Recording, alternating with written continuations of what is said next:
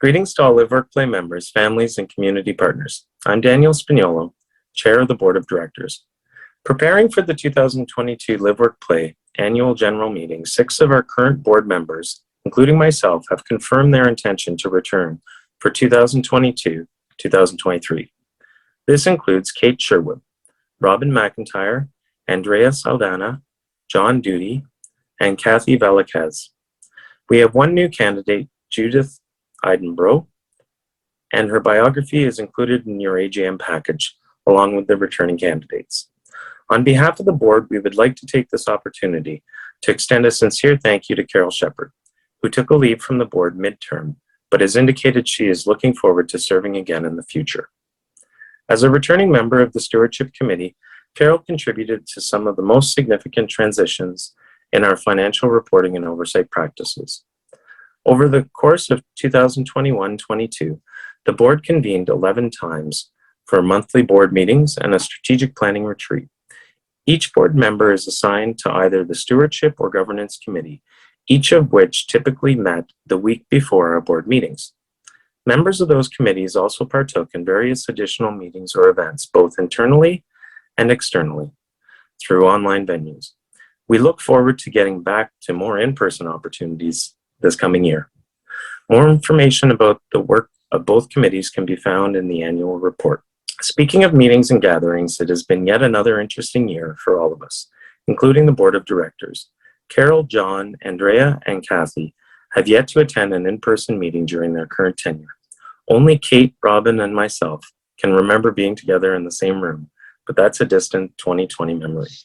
It can be very difficult to build trust and camaraderie in an exclusively virtual environment. But I can say that we were there for each other when the impact of the pandemic came into our personal and professional lives. I obviously cannot speak to the entire history of governance at LiveWorkPlay, but it is also my understanding that the significant changes we oversaw this year rank up there with other notable years in our 27-year history. I would also add that there have been benefits to the adaptations we have made during the pandemic.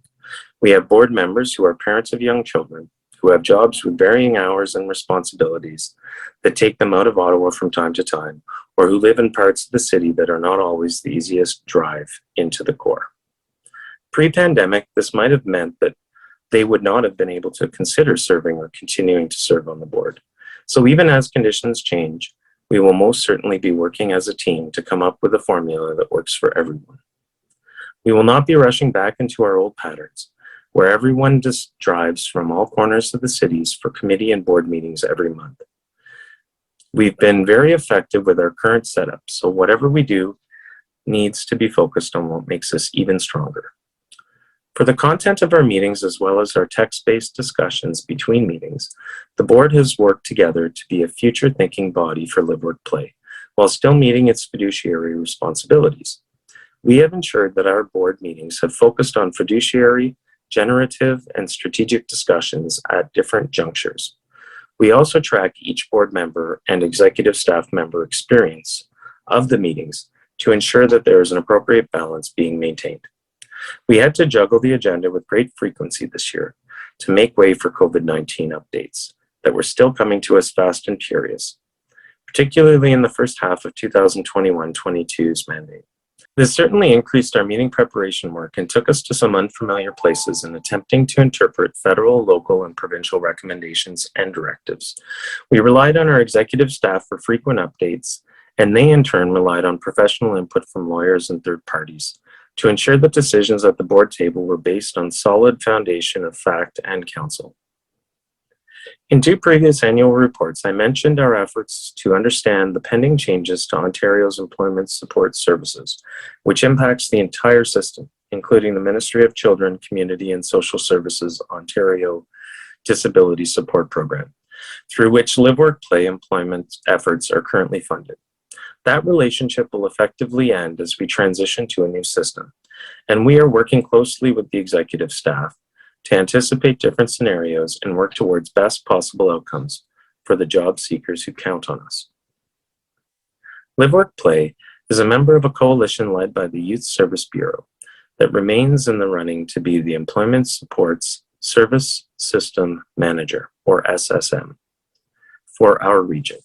YSB has done an incredible job leading this coalition through the bidding process, but we must also be prepared that another bidder could be chosen, and that this could mean working with a for-profit entity, possibly even a global corporation. This will present any number of new challenges, but LiveWorkPlay is objectively one of the best employment providers in the province in serving people with intellectual disabilities and autistic persons. And we believe that any future SSM will want us to be part of their team to support continued success for job seekers in Ottawa. Last year, I enjoyed looking back at our 26th anniversary, as well as our online family gatherings, full of comedy, music, celebrations, and online free-for-alls that wrapped up each event. Our 2021-22 events, including our 27th anniversary, was no less spectacular, with a hectic online auction, an epic edition of the LiveWorkPlay News, and a top 12 countdown of the news stories for the year, and of course, live entertainment with Kenny Hayes. As an original member of the Federal Employment Strategy Group, I was very excited and moved to see that LiveWorkPlays received national award from the Canadian Association for Supported Employment, and that was the top news story for the year. On behalf of the board, I would like to thank the LiveWorkPlay staff team for the dedication and energy each of you bring to your work every day. Throughout the year, but especially during times of COVID-19, you have demonstrated a commitment to LiveWorkPlay and its members to ensure that everyone is safe and feels supported. The Supported Independent Living team worked tirelessly to assist people in their own homes, moving back in with family, moving back out after living with family. You name it, it happened. The Employment Supports team found jobs for people when none seemed available, helped others pivot to work from home, and supported people who lost their jobs to prepare for future opportunities, which are now in relative abundance. The most challenging issue has simply been to keep up with demand, as employers are appreciating that LiveWorkPlay job seekers and the effective matching strategies utilized can be the answer to their human resource challenges. To our executive staff, Julie and Keenan, we thank you for your commitment to continuous improvement, willingness and curiosity to learn, and your proven record of adapting to challenging situations. To our volunteers, thank you for staying connected, whether it's joining our Zoom room parties or safely distanced hikes, and all other manners of creative ways of staying in touch that you came up with this year. To all community partners, members, and families, a big thank you for this year and for all that you do every day to carry out the vision of LiveWorkPlay.